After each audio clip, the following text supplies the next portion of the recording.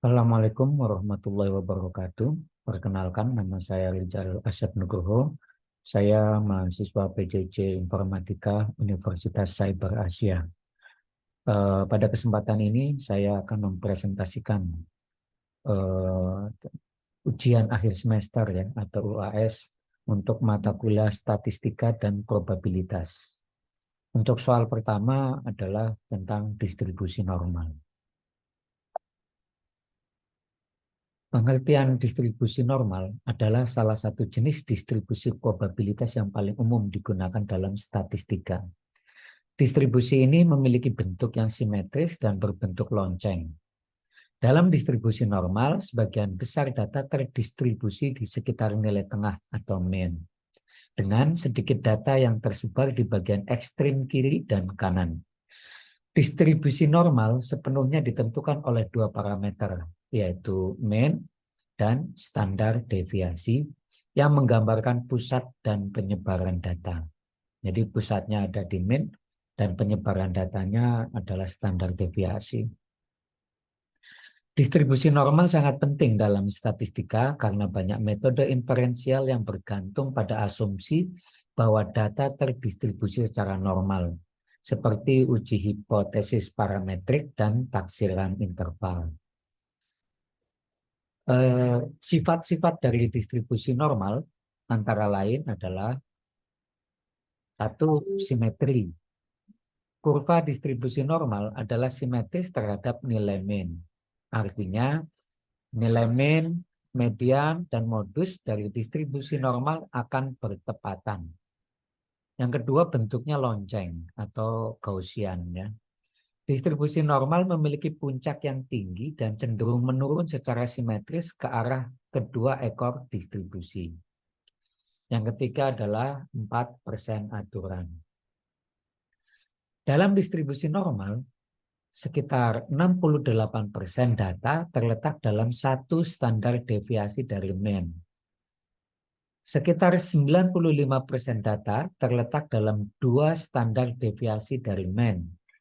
Dan sekitar 99,7% data terletak dalam tiga standar deviasi dari mean.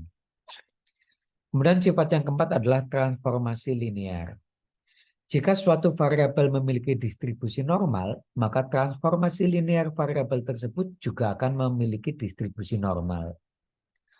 Ini adalah gambar kurva distribusi normal ya. Ini bentuknya seperti lonceng ya, dengan titik pusatnya adalah di mean. Kemudian dia simetris ke kiri maupun simetris ke kanan.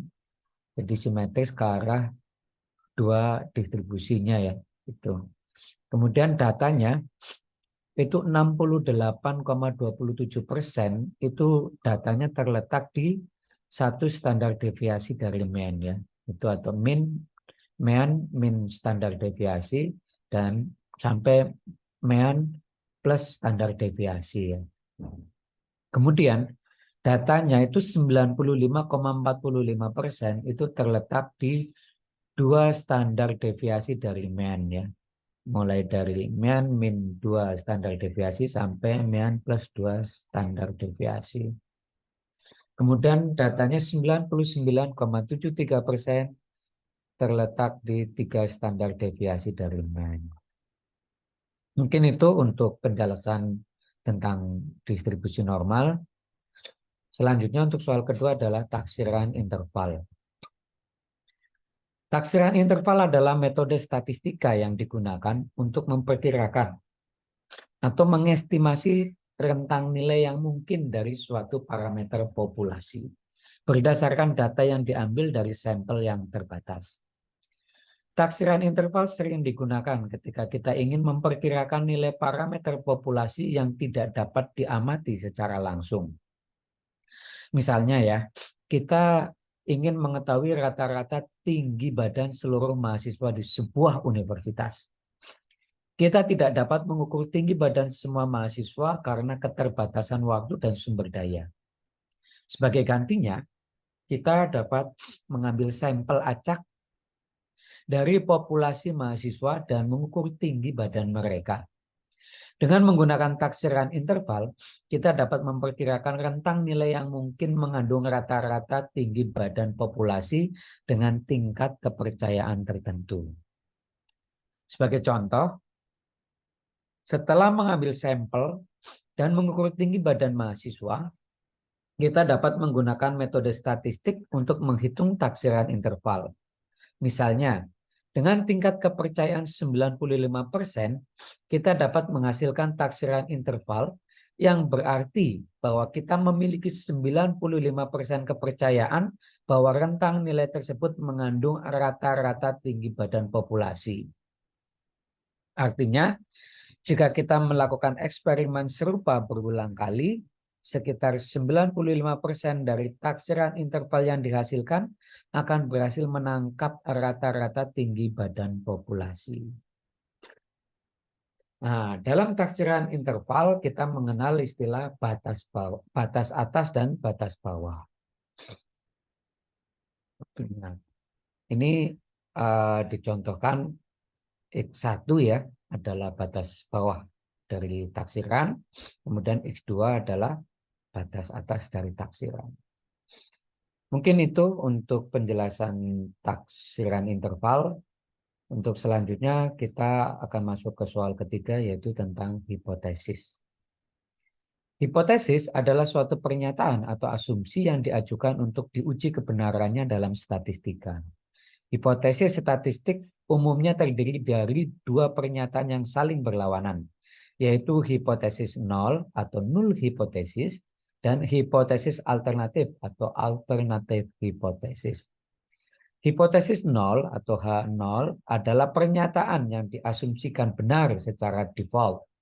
Hipotesis nol menyatakan bahwa tidak ada perbedaan, tidak ada hubungan, atau tidak ada efek yang signifikan antara dua atau lebih kelompok atau variabel dalam populasi.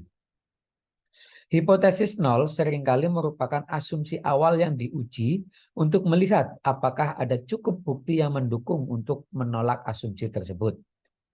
Sementara hipotesis alternatif atau H1 atau HA adalah pernyataan yang bertentangan dengan hipotesis nol. Hipotesis alternatif menyatakan bahwa terdapat perbedaan, hubungan, atau efek yang signifikan antara kelompok atau variabel dalam populasi. Contoh hipotesis, misalkan jika kita ingin menguji apakah rata-rata waktu studi yang diperlukan oleh siswa di dua sekolah berbeda-beda secara signifikan. Jadi kita ingin menguji apakah rata-rata waktu studi yang diperlukan oleh siswa di sekolah berbeda, itu berbeda secara signifikan.